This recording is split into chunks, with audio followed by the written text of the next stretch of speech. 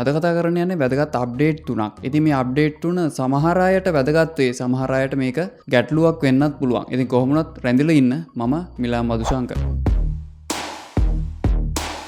ඉතින් කොහොමද යාළුවනේ සුබ දවසක් වෙනදා වගේම පිළිගන්නවා මගේ YouTube channel එකට. ඔයගොල්ලෝ මේක තුල ඉන්නේ SL.com YouTube channel එකේ අලුත් වීඩියෝ එකක් එක්ක. ඔයාලට මගේ channel එකේ බලා ගන්න පුළුවන් tech review සහ YouTube සම්බන්ධ videos හරියට මෙන්න මේ වගේ subscribe කරලා එකතු වෙන්න. ඉතින් පළවෙනි update එක තමයි YouTube Studio app එක පිළිබඳව. මම මේ කතා කරන්නේ ඔයාගේ phone එකේ තියෙන YT Studio app එක ගැන. කම්පියුටර් එකේ තියෙන YouTube Studio එක ඔයාට update කරන්නවත් කිසිම දෙයක් කරන්න බෑ. ඒක ඔයාට වෙනස් server එකක තියෙන වගේ account එක තමයි ඔයාට PC එකෙන් බලා ගන්න පුළුවන් වෙන්නේ. smartphone වලත් එහෙමයි. නමුත් smartphone එකටම app එකක් එනවා.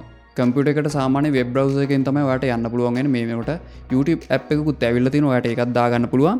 ඒක කිසිම දෙයක් ඔයාට අප්ඩේට් කරන්න නැහැ ඔයාගේ PC එකේ. නමුත් ස්මාර්ට්ෆෝන් එකට එන app ඔයාට අප්ඩේට් කරන්න සිද්ධ වෙනවා. ඒක නිසා ඔයා YouTube Studio app එකට ගියාන් පස්සේ ඔයාට ඔයාගේ වීඩියෝ එක මැනේජ් කරන්න පුළුවන්. කිසියම් එඩිට් එකක් උනක් කරන්න පුළුවන්. ඔයා යන්න description එකට. description එකට ගිහිල්ලා ඔයාට මෙන්න මේ විදිහට hashtag එක type කරනකොටම ඔයාට help කරන්න මේ විදිහට keyword ටිකක් එනවා.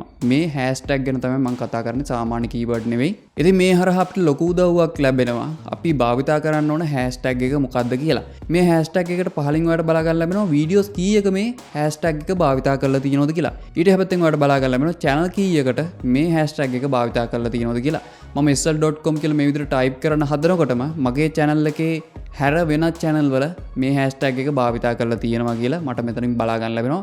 ඒ කියන්නේ මගේ channel එකට එන traffic එක කවුරු හරි ගන්න උත්සාහ කරනවා කියලා මෙතනින් මට බලා ගන්න ලැබෙනවා. නමුත් ඒක සාර්ථක දෙයක් නෙමෙයි. ඉතින් ඒ වගේම මම මේ වගේ තවත් hashtag type කරලා බැලුවා. ඉතින් මේ hashtag එක භාවිතා කරපු videos ගාන සහ channel ගාන මට මේ විදිහට බලා ගන්න ලැබෙනවා. ඉතින් මම හිතනවා මේක ගොඩක් හොඳ update එකක් කියලා. hashtag එකක් ඔයාලට type කරගන්න තේරෙන්නේ නැත්නම් ඔයා මුල අකුර ගහනකොටම ඔයාට හිතෙනවා මෙන්න මේ hashtag එක හොඳයි කියලා. මේක type කරනකොට ඔයාට hashtag පහලට බලා ගන්න ලැබෙනවා. ඔයා මේ වෙනකොට type කරපු hashtag වගේම අලුතෙන් hashtag භාවිතා කරන ඒවා ඔයාට බලා ගන්න ලැබෙනවා. ඒ වගේම videos සහ channel ප්‍රමාණයත් බලා ගන්න ලැබෙනවා. ඉතින් අනිත් update එක තමයි monetization සම්බන්ධව. ඔයා monetization අරගෙන තිබුණත්, ඒ කියන්නේ මම අරගෙන තිබුණත්, එහෙම නැත්නම් ගන්න ඉන්නවනම් subscribe 1000 watch time 4000 සමහර අය අරගෙන ඇති. පහුගිය අවුරුද්ද, ඒ කියන්නේ අවුරුදු 5ක් ගිහිල්ලා හරි මේක complete වුණා. මෙයාට monetization වලට apply කරන්න පුළුවන්. ඉතින් මේ වෙනකොට මමත් අරගෙන තියෙනවා. නමුත් ප්‍රශ්නයක් තියෙනවා අපි කරන වැරද්දක් නිසා අපිට monetization disable වෙන්න පුළුවන්. එහෙම නැත්නම් reuse content වගේ දේවල් එන්න පුළුවන්. මෙහෙම දෙයක් ආවම YouTube එකෙන් අපිට appeal එකක් කරන්න කියලා අපිට දෙනවා email එකක්. ඔයා හිතනවා නම් අපි වැරද්දක් කළා කියලා YouTube එකෙන් මේ කියන්නේ. ඔයා හිතනවා නම් අපි වැරද්දක් කළා කියලා ඔයාට පුළුවන් අපීල් කරන්න මේ ගැන පැහැදිලි කිරීමක් කරන්න. එහෙම වුණොත් ඔයා ඇත්තටම වැරද්දක් කළා නැත්නම් ඔයාට නැවත මොනිටයිසේෂන් ලැබෙනවා. නමුත් දැන් මේ ක්‍රමය වෙනස් වෙලා ඔයාට කියනවා YouTube එකෙන් වීඩියෝ එකක් හදන්න කියලා. විනාඩියක්ද තප්පර 30ක්ද ඒක ඔයාගේ ඊමේල් එකෙන් ඔයාට බලා ගන්න පුළුවන්. ඔයා හිතනවා නම් අපි වැරද්දක් කළා කියලා YouTube එකෙන් කියන්නේ ඔයාට පුළුවන් වීඩියෝ එකක් හදලා එවන්න. පොඩි වීඩියෝ එකක්. වීඩියෝ එකක් කරා ඔයාට පුළුවන් YouTube එකට කියන්න මම වීඩියෝස් හදන්නේ මෙන්න මේ ගැන.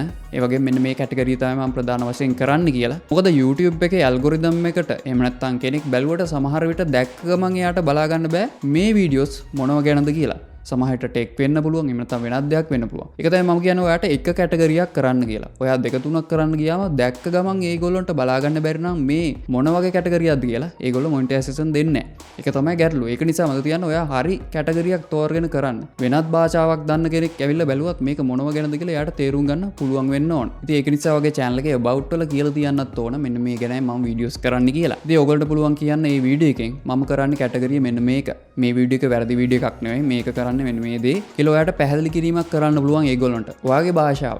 ඒගොල්ලෝ translate කරගනි. එහෙම බැරි නම් ඒගොල්ලෝ ආපහු කියයි මෙන්න මෙහෙම ප්‍රශ්නයක් තියෙනවා කියලා. නැත්නම් ඔයාට subtitle දාලා උනත් යවන්න පුළුවන්. YouTube එකට upload කරලා unlisted දාලා ඔයාට link එක යවන්න පුළුවන්. එහෙම නැත්නම් ඔයා දන්න කෙනෙක්ට කියලා ඔයා දන්නවනම් ඉංග්‍රීසි කතා කරන්න. ඔයා ඉංග්‍රීසි වලින් කියන්න මෙන්න මේමයි මම කරන්නේ මෙන්න මේ කැටගරිය. මේ වීඩියෝ එකේ තියෙන මෙන්න මේ වගේ දෙයක් කියලා ඔයාට පැහැදිලි කිරීමක් කරන්න පුළුවන්. ඒ හරහා ඔයාට පුළුවන් රිජෙක්ට් වුණ වගේ මොනිටයිසේෂන් නැවත ලබා ගන්න. ඩිසේබල් වුණ මොනිටයිසේෂන්. ඉතින් ගොඩක් channel වල මොනිටයිසේෂන් නැති වෙන හේතුව මෙන්න මේක.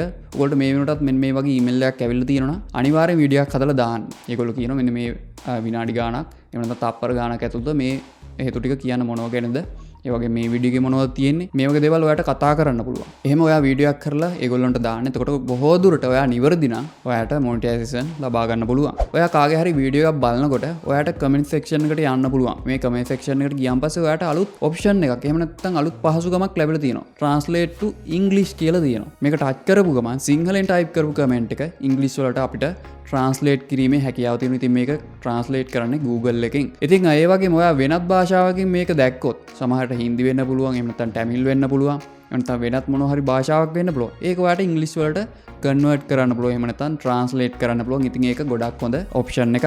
ඒ වගේම මේක තවත් කෙනෙක්ට අවාසියක් වෙන්න පුළුවන්. මොකද සමහර channel වල ගිහිල්ලා සමහර අය නරක වචනෙන් බයිනවා. ආ වීඩියෝ කරපු කෙනාට එහෙම නැත්නම් වෙන කෙනෙක්ට.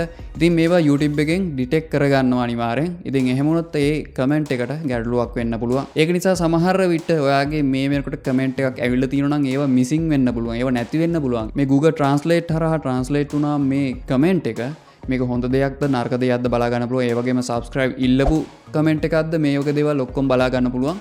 ඉතින් ගොඩක්කට මගේ channel එකේ මේ subscribe ඉල්ලලා දාන කමෙන්ට් ගොඩක් ඒවා delete වෙලා තියෙනවා. මම දන්නේ නැහැ හේතුව. සමහර විට මේක වෙන්න පුළුවන්. එහෙම නැත්නම් මේ කමෙන්ට් එක දාපු කෙනාම ඩිලීට් කරලා වෙන්නත් පුළුවන්. ඉතින් මම හිතනවා කොහොම වුණත් ඒක ගොඩක් හොඳයි කියලා. මොකද සිංහලෙන් දාපු එකක් ඉංග්‍රීසි වලට හරවන්න පුළුවන්. නැවතත් එයාට සිංහල වලට උනා හරවන්න පුළුවන්. වෙනත් භාෂාවක් උනත් ඔයාට වෙනස් කරලා බලන්න පුළුවන්. ඉතින් මොකද හිතන්නේ මේ අප්ඩේට් 3 ගැන? අනිවාර්ය වීඩියෝ එක හොඳ නම් like එකක් දාන්න, subscribe කරපු නැති කෙනෙක් නම් දැන්ම subscribe කරලා එහාම තියෙන bell icon එක click කරොත් ඔයාට මේ වගේ අලුත් වීඩියෝස් ඉදිරියට බලා ගන්න ලැබෙනවා. ඒ වගේම comment කරන පහළ comment section එකේ ඒ වගේම share කරන්න කැමති නම් විතරක් යාළුවන්ට බලා ගන්න. මේ වගේ අලුත් වීඩියෝ එකකින් හැමතිස්සෙම සුබ දවසක්.